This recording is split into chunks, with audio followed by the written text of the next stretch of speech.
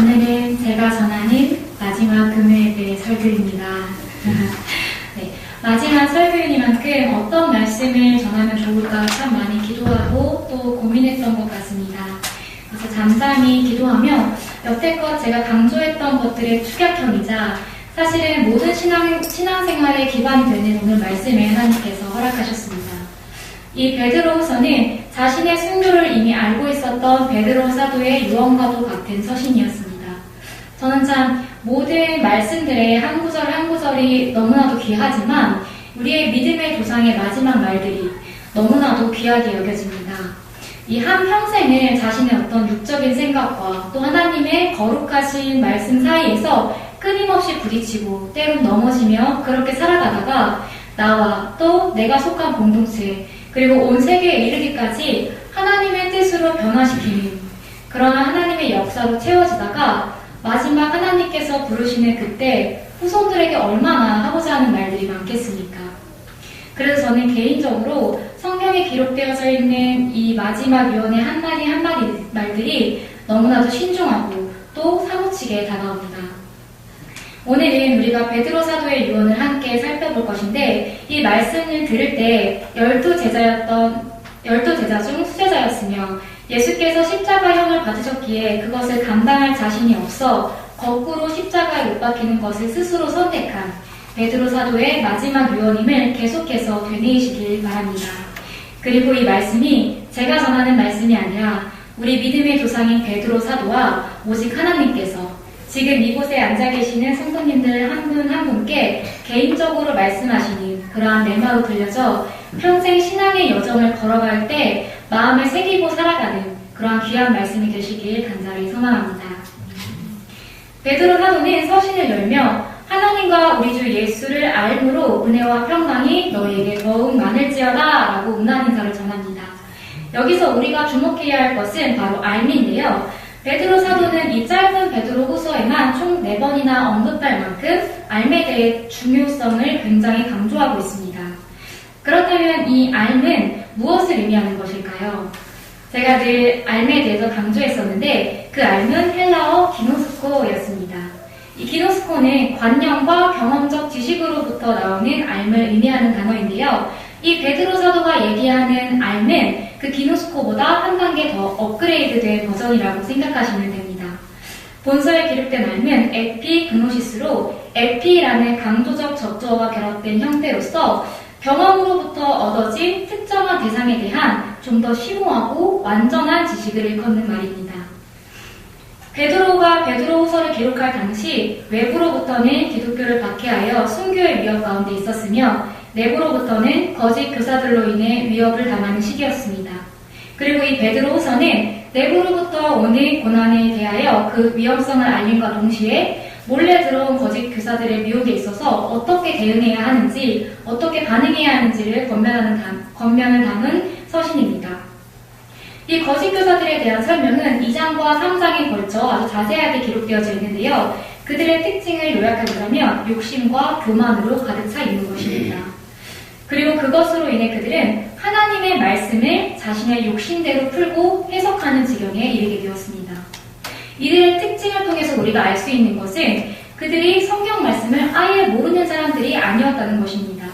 성경의 말씀도 이미 알고 있었고 그에 대한 지식도 분명히 있었으나 단지 하나님에 대한 경험이 지속적으로 이루어지지 못했기 때문에 인간의 짧은 견해로 나에게 맞도록 그 말씀을 해석하며 말씀에 나를 맞추어가는 것이 아니라 말씀을 나에게 맞추어가기 때문이지요.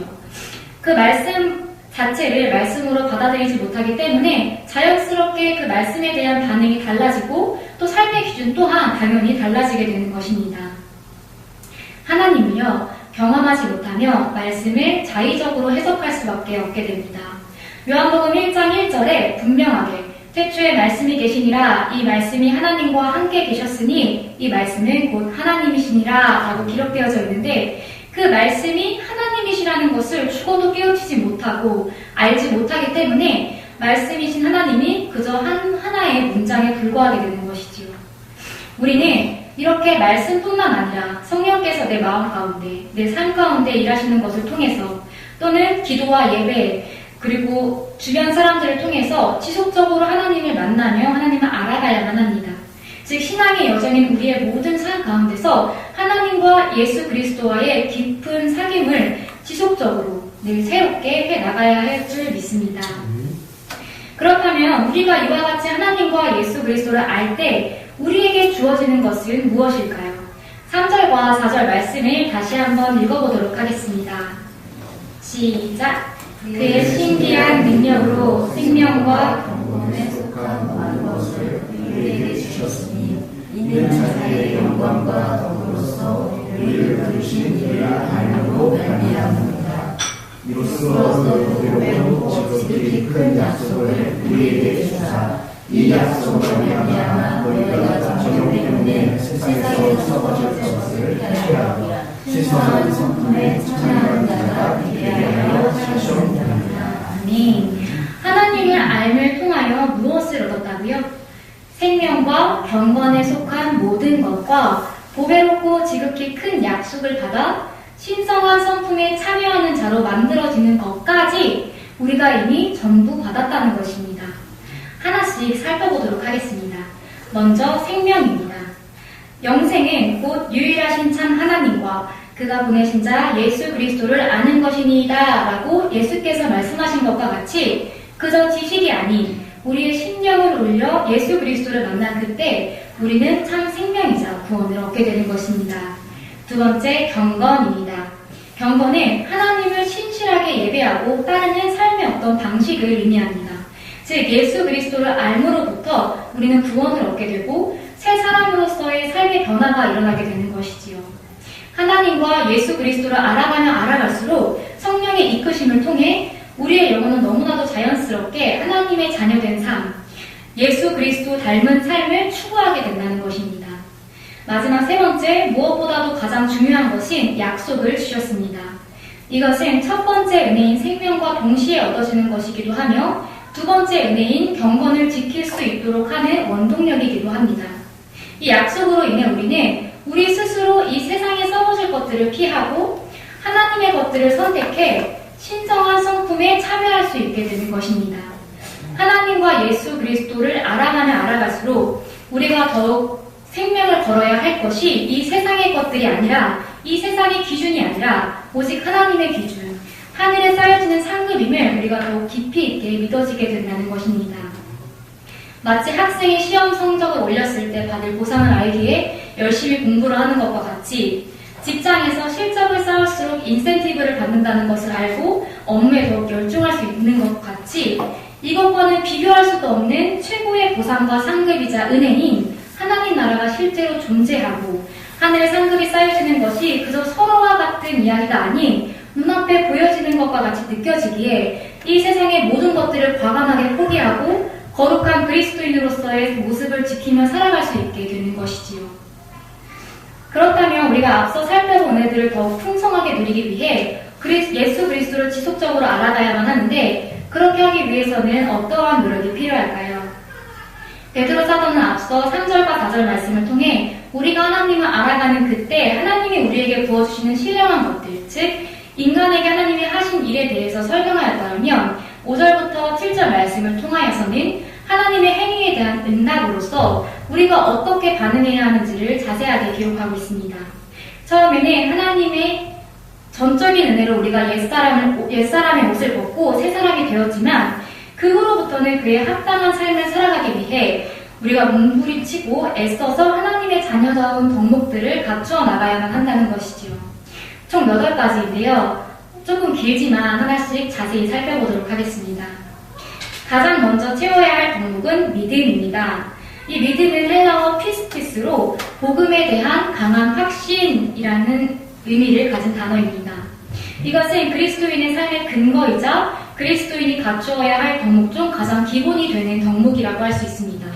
여기서 우리가 알 수 있는 것은 우리가 복음을 듣고 믿었다고 할지라도 우리에게 믿음이 자연스럽게 생기는 것은 아니라는 것입니다. 이 믿음의 원어적 의미와 같이 복음에 대한 강한 확신이 들기 위해서는 우리의 지속적인 결단과 노력이 필요하고 이것이야말로 우리가 가장 먼저 갖추어야 할 우리의 덕목이라는 것입니다. 이렇게 복음에 대한 강한 확신이라는 믿음의 반석을 굳게 세운 후에 두 번째 덕목이자 실질적인 측면인 덕을 세워야 합니다. 이 덕은 도덕적인 탁월성을 뜻하는 것으로 단순히 인간의 기준인 도덕이 아닌 거룩한 하나님의 그 속성에 해당하는 것을 의미합니다. 우리가 믿음대로 살아가고자 할 때, 즉 복음에 합당한 모습대로 살아가고자 할 때 대체 어떤 삶이 믿음대로 사는 삶인지 실질적인 행함의 측면으로서의 덕목을 갖추어가는 것이지요. 이것을 통해 예수 그리스도 안에서 새로운 피조물이 된 것을 넘어서서 조금씩 하나님의 형상을 본받아갈 수 있게 되는 것입니다. 그 후에 세 번째 덕목인 지식을 덧입어야 합니다. 이 지식은 앞서 언급한 알과 비슷한 맥락으로 영생에 이르도록 하는 하나님과 그리스도를 아는 완전한 지식을 의미합니다. 이것은 세상에서의 그 어떤 지식과 지혜와는 비교할 수 없는 하늘로부터 오는 지혜입니다. 여호와를 경외하는 것은 지식의 근본이거늘이라고 기록되어져 있는 잠언의 말씀처럼 이 세상의 가치관, 모든 지식, 모든 학문들보다도 오직 하나님께서 근본이심을 인정하는 것에서부터 오는 지식입니다. 오늘날에는 정보를 참 쉽게 취득할 수 있습니다. 그리고 그만큼 수많은 정보들이 존재하고 우리는 정보를 취득하는 것에 꽤 많이 혈안이 되어져 있습니다. 그러나 우리가 인터넷을 보고 또는 공부를 해서 얻어지는 그 모든 지식과 정보들은 나의 실력이 될 수 없습니다. 오직 그렇게 살아가는 것만이 나의 실력이 될 수가 있지요. 그리고 그 행함의 중심은 내가 어떤 정보, 즉 어떤 지식의 핵심을 올바르게 아는 것에 있습니다. 그런데 그 지식의 핵심의 기준이 오직 하나님 한 분이라는 것입니다. 우리는 믿음대로 그리고 내가 여태껏 살아왔던 도덕적 기준보다 더욱 상위의 기준인 덕을 갖추어 살아갈 때 수많은 어려움에 부딪히게 됩니다. 내가 살던 모습과 다 전혀 다른 모습으로 살아가는데 거기에 공격까지 더해지니 힘든 것은 당연한 것이겠지요. 그때 바로 하나님을 아는 지식, 그 하나님의 지혜가 필요하다는 것입니다. 예수 그리스도께서는 과연 어떻게 하실까? 그렇게 고민하며 하나님의 마음과 생각과 뜻을 구하는 건 말입니다. 인간의 짧은 생각과 판단으로는 결코 알 수 없고 이해할 수 없는 그러한 상황 가운데서 그리고 더 나아가서 우리가 처하여 있는 모든 상황 가운데서 오직 하나님의 지혜를 구하는 것입니다. 그리고 네 번째, 절제입니다. 절제는 모모의 안에와 힘이라는 두 가지 단어가 결합된 단어로서 안으로 향하는 힘, 즉 자제력을 의미합니다. 이 자제하는 힘이나 행동은 결국 우리가 하나님 앞에서 한낱 피조물에 불과하다는 것을 인정하는 일이 될 것입니다. 우리가 하나님의 지식을 채워갈 때 아이러니하게도 인간은 교만해질 수가 있습니다. 이러한 교만은 아주 다양한 모습으로 나타나는데요. 타인을 판단하고 정죄하는 것으로도 나타날 수 있으며 하나님께 구하거나 묻지 않고 내가 경험한 아주 일부의 하나님으로 지금 하나님의 뜻과 마음을 판단해버리는 그러한 모습으로도 나타날 수 있습니다. 그러나 그때 우리의 모든 감정과 이성과 지식이 자제되지 못하고 남용되는 그러한 교만이라는 죄를 범하지 않도록 하나님 앞에 절제를 구해야 한다는 것입니다. 육체의 정욕에 이끌릴 때에나 영적인 교만이 찾아올 때에나 이 절제라는 덕목을 통해 이겨내는 것입니다. 그러기 위해서는 다섯 번째 덕목인 인내가 필요합니다. 이 인내의 정확한 의미는 어떠한 상황에서도 꾸준하게 자리를 지켜내는 것을 의미합니다. 내가 절제하기 힘들 때에도 세상이 유혹해도 죄악이 나를 둘러싸도 어떠한 어려움이 있을지라도 내가 하나님이 나에게 허락하신 그 자리를 온전하게 지켜내는 것입니다. 오직 하나님이 나와 함께 하시는 그 신뢰로부터 내가 앞서 나가기보다는 다른 어떤 것을 의지하려 손을 뻗기보다는 오직 하나님만 의지하고 하나님의 이끄심을 기다리는 것이 바로 인내의 덕목이라고 할 수 있습니다. 그 후에 여섯 번째, 경건의 덕목을 덧입어야 합니다. 경건은 앞서 살펴본 대로 하나님을 의식하고 두려워하며 존경하는 마음을 가지고 근신하는 것을 의미하는 단어인데요. 쉽게 말하면 이 세상의 모든 것들을 추월하여 하나님을 모든 것 위에 놓고 오직 하나님만을 섬기는 자세라고 할 수 있습니다. 우리는 하나님을 삶의 기준으로 삼고 살아가기 위해 수많은 경건 생활을 지킵니다. 아멘이시지요? 네. 그런데 그 모든 경건 생활의 중심에 하나님을 경외하는 마음, 즉 하나님을 두려워하는 마음, 이 세상의 그 어떤 것, 그 두려운 것들일지라도 하나님보다 못하다는 그런 마음을 갖지 않는다면 그것은 경건을 제외한 그저 생활에 불과하게 됩니다. 만약 예배로 예를 들어본다면 아무리 사랑하는 나의 자녀라도 결코 내가 하나님을 예배하는 이 시간을 방해할 수 없고 내가 사랑하는 자녀이기 때문에 이 예배를 귀하게 여기는 아이로 키울 것이다. 하나님을 예배하는 이 시간이라면 아무리 급하고 중요한 일일지라도 나를 방해할 수 없으며 정성을 다해 예배할 것이다. 내가 아무리 감정이 상했을지라도 하나님 앞에 예배하고 회복할 것이다. 라는 마음의 중심이 없다면 경건의 모양은 있으나 경건의 능력은 부인하니 이 같은 자들은 내가 돌아서라 라는 사도 바울의 따끔한 충고를 그 경고를 우리는 피해갈 수 없을 것입니다. 그렇게 우리가 하나님을 전심으로 두려워하며 하나님만을 가장 최고로 여길 수 있을 그때 우리는 형제우애라는 7번째 덕목을 덧입어야 합니다. 형제우애는 필레오로서 좋아하다, 사랑하다 라는 의미를 가지고 있습니다. 앞서 살펴본 덕목들을 잘 갖추어 나감으로써 하나님과의 관계가 바로 세워졌을 그때 우리는 비로소 교회 공동체 내에서 형제 사랑이라는 덕목을 갖출 수 있게 됩니다. 그저 입으로 앵무새처럼 사랑합니다, 축복합니다 이렇게 말하는 그런 사랑이 아니라 형제와 같이 생각하는, 진짜 내 가족과 같이 생각하는 그러한 사랑 말입니다. 따라서 우리가 영적인 가족으로 거듭난다는 것이 신앙의 노력 하나 없이 자연스럽게 이루어지는 일도 아니며 마음 먹으면 금방 이룰 수 있는 그러한 쉬운 일도 아니고 사실은 아주 높은 믿음의 경지인 것입니다. 그리고 그 형제 우애가 이루어질 때 비로소 마지막 덕목인 사랑을 덧입어야 할 것입니다. 이 사랑은 앞서 형제 우애인 필레오보다 좀 더 포괄적이고 보편적인 것으로서 더 이상 인간적인 측면의 사랑이 아닌 아가페를 의미합니다. 이 아가페는 하나님의 본성을 나타낼 때 사용되는 단어인데요. 독생자 예수 그리스도를 아낌없이 내어주신 하나님의 그 사랑, 그리고 성령의 9가지 열매 중 첫 번째로 언급된 그 사랑을 의미합니다. 우리는 그리스도인임에도 불구하고 이 사랑을 너무나도 세상적인 개념으로 생각합니다. 그리스도인들이 하는 사랑은요, 좀 더 고차원적인 사랑입니다. 바로 하나님의 사랑이죠. 하나님의 사랑에는 반드시 희생이 뒤따릅니다. 그리고 그 희생의 정도는 죽을 만큼의 정도까지 포함된 의미입니다. 예수께서 우리를 너무 사랑하셨기 때문에 그 십자가에 못 박히실 수 있었던 것과 같이, 그리고 데살로니가 전서의 가을의 데살로니가 교인들을 사랑하되 우리의 목숨까지도 너희에게 주기를 기뻐함은 이라고 말한 것과 같은 그 정도의 희생을 아가페 사랑이라고 합니다. 그리고 이와 같이 우리가 죽어지는 것으로 누군가를 사랑할 그때 우리는 하늘의 미랄이 되어질 수 있습니다.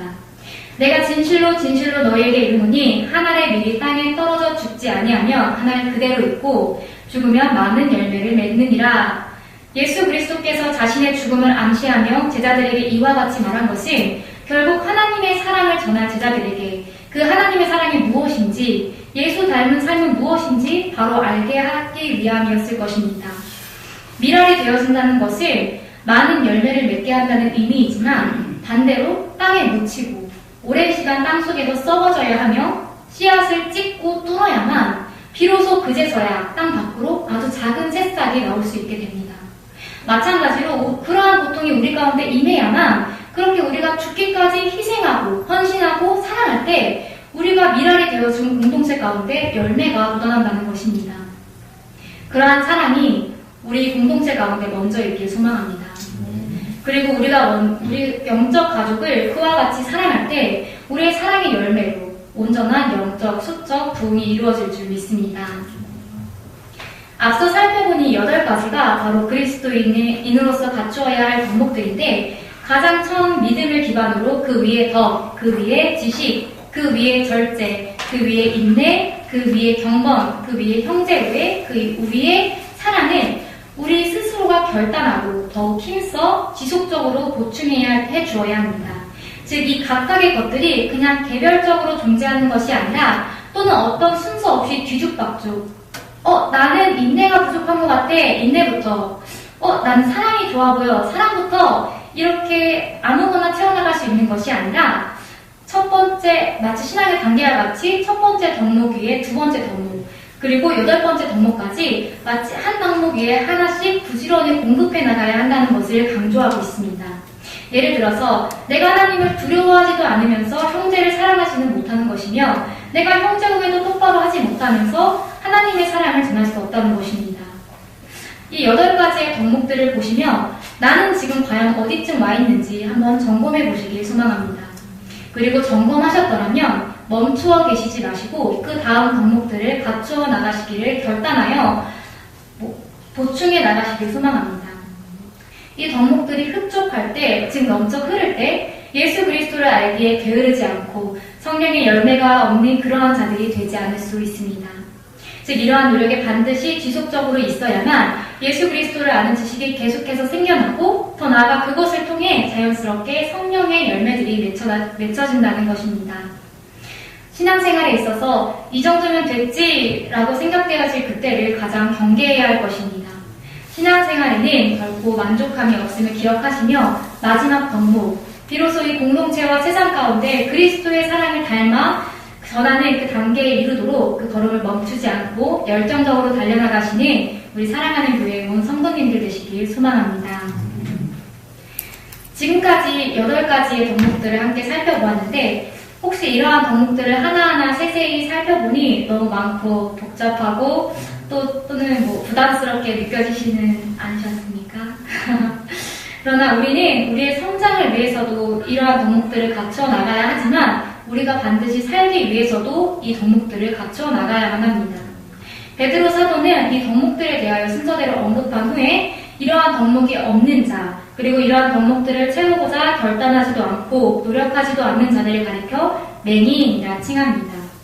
이 맹인은 아예 그리스도를 믿지 않는 자를 가리키는 것이 아닙니다. 앞서 베드로 사도가 언급한 것과 같이 게으르며 열매가 없는 자로 있는다면 점점 더 그리스도를 믿기 전과 같이 살아가게 되고 갈수록 맹인과 같이 되어진다는 것입니다. 우리의 신앙이 주춤할 때 우리는 그 신앙의 모습 그대로 멈춰 있는 것이 아닙니다. 신앙을 수치화할 수는 없지만 예를 들어 본다면 50의 믿음을 가지고 있었고 그 50의 믿음에서 아무것도 하지 않는다면 50으로 멈춰 있는 것이 아니라 40, 30, 20 이렇게 점점 더 떨어지게 된다는 것이지요. 이러한 자들은 소경과 같이 다양한 상황 가운데 하나님의 뜻이 무엇인지 분간하지 못하고 진리를 깨달을 수 없는 상태에 이르러 결국에는 어둠 속에서 헤매는 맹인과 같이 영적 흑암 속에서 헤매게 된다는 겁니다. 그렇게 차츰 예수 그리스도의 피로 내가 속죄함을 받았다는 것을 망각하게 되고 다시 죄와 사랑에 사로잡혀 있는 옛사람의 모습으로 돌아가게 될 것입니다. 즉 교회는 다니지만 세상 사람들과 별반 다를 게 없게 되는 것이죠. 아니요, 세상 사람들보다 더하게 하나님을 알던 지식이 있기에 내가 맹인이 되어감을, 내가 맹인임을 인지하지 못하고 누군가를 인도하게 되는 그러한 죄악을 저지를 수도 있고 그렇게 성경이 말하는 거짓 교사가 되어버릴 수도 있다는 것입니다. 그래도 돌이킬 수 있는 그 상태에서 그치면 다행이지만 베드로 사도는 10절과 11절을 통해 그리스도인다운 덕목을 갖추어 나가는 것에 힘써야 하는 이유를 더 자세하게 설명하며 그 속에 아주 따끔한 충고를 함께 건네고 있습니다. 그것은 바로 앞서 설명한 맹인의 결과가 실족이라는 것입니다. 이때 실족한다는 것은 원어적으로 구원의 상실을 의미하고 있습니다. 그리스도인이 부르심과 택하심에 합당하게, 다시 말해 그리스도인답게 살아야만 구원을 상실하는 일이 없다는 것입니다. 신학적인 많은 논쟁이 있지만 저는 개인적으로 구원을 잃을 수도 있다고 생각합니다. 한번 구원을 얻었을지라도 그리스도인다운 삶을 살아내지 못한다면, 살아내고자 하는 열정도 관심도 없다면 그 생명력을 점점 더 잃어 결국 그 영혼이 죽겠지요. 우리가 한 번 얻은 구원으로 아무것도 하지 않고 세상 사람들과 동일하게 살아감에도 성령의 찔림이 없고 하나님을 사랑하기에 행하는 그 모든 것들을 가벼이 여기는 지경에 이르렀음에도 불구하고 사후에 천국을 갈 수 있더라면 그것이 구원파와 무슨 차이가 있겠습니까? 그렇게 따진다면 구원파도 이단이 아니겠지요. 한번 얻었으니 대충 살아도 되겠지라고 생각하는 것 자체가 이미 맹인의 삶을 걷고 있는 것을 반증하는 것입니다. 우리 가운데 맹인이 되어가고 있음에도 모르는 자가 없길 소망합니다. 실족되는 자가 없길 소망합니다. 우리의 구원을 지켜나가기 위해 우리의 부르심과 택하심을 굳게 하며 그 어떤 상황과 형편에도 흔들리지 않고 넘어지지 않도록 앞서 언급한 덕목들을 이루어 나가기를 힘쓰십시오. 우리의 구원, 우리의 생명과 직결된 문제이기 때문에 베드로 사도는 10절 말씀을 통해 정말 진지하게 그리고 더 많이 지속적으로 노력하라고 권면이 아닌 명령을 하고 있는 것 아니겠습니까? 영적 소경이 되지 않도록 구원을 잃지 않도록 우리 가운데 예수 그리스도를 알아가는 일과 성령의 열매를 맺어가는 일들이 지속적으로 이루어지길 간절히 소망합니다. 말씀을 마무리하고자 하는데요. 오늘 본문 말씀을 통해 예수 그리스도를 아는 것이 얼마나 중요한지 그리고 그리스도인답게 살아가기 위해 어떠한 덕목들을 갖추어 나가야 하는지를 함께 살펴보았습니다. 그런데요. 사실 이런 것들이 무슨 의미가 있겠습니까? 이제 와서 말입니다. 결국 우리가 하나님을 알므로부터 받은 그 약속, 즉 하나님 나라를 정말 간절하게 소망하고 진짜 하나님 나라가 있다는 것을 믿는다면 우리에게 신앙의 열심이 어떻게 없을 수가 있겠습니까? 비록 베드로 사도가 저렇게 단계를 나누어 설명했지만 사실상 우리가 신앙생활을 열심히 하다 보면 너무나도 자연스럽게 알게 되는 원리 아니겠습니까? 베드로 사도는 앞서 베드로 전서를 통해 그리스도인들의 나그네 삶에 대해 강조하였습니다. 순교를 앞둔 베드로, 비록 예수 그리스도께서 십자가에 달리실 때 3번이나 부인하였으며 예수께서 부활하신 후에 다시 찾아오셨을 때에도 바로 예수를 따라가지 못했지만 자신의 순교를 앞두고 있을 그때 예수께서 베드로에게 계시하셨던 그 말씀을 다시금 묵상하며 겸허하게 그 순교를 준비할 수 있었던 것은 대체 무엇 때문이었을까요? 베드로 사도에게는 남다른 무언가가 있었을까요? 좀 더 특별했기 때문에 예수께서 처음부터 그를 택하시고 수제자로 키우셔서 좀 더 공을 들이신 것일까요? 결코 그렇지 않았을 것입니다. 베드로 사도는 오늘 본문 마지막 절의 11절을 통해 이같이 하면 우리 주 곧 구주 예수 그리스도의 영원한 나라에 들어감을 넉넉히 너희에게 주시리라 라고 기록합니다. 베드로에게는 앞서 베드로가 지속적으로 서신을 통해 강조했던 것과 같이 강한 하늘에 대한 소망이 있었습니다. 즉 베드로 사도와 베드로 사도의 서신을 받는 모든 그리스도인들의 이 나그네 인생의 마지막 종착지이자 목표가 결국 그리스도의 영원한 나라, 하나님 나라라는 것을 바로 알고 믿었기 때문에 이 모든 것들을 행하며 이루어 나가는 것을 게을리하지 않을 수 있었다는 것입니다. 그리고 동시에 서신을 받을 형제들에게 언급한 저 신앙의 덕목들을 베드로 사도가 먼저 갖추어 나가며 점점 더 하늘에 대한 소망이 생겼을 것입니다.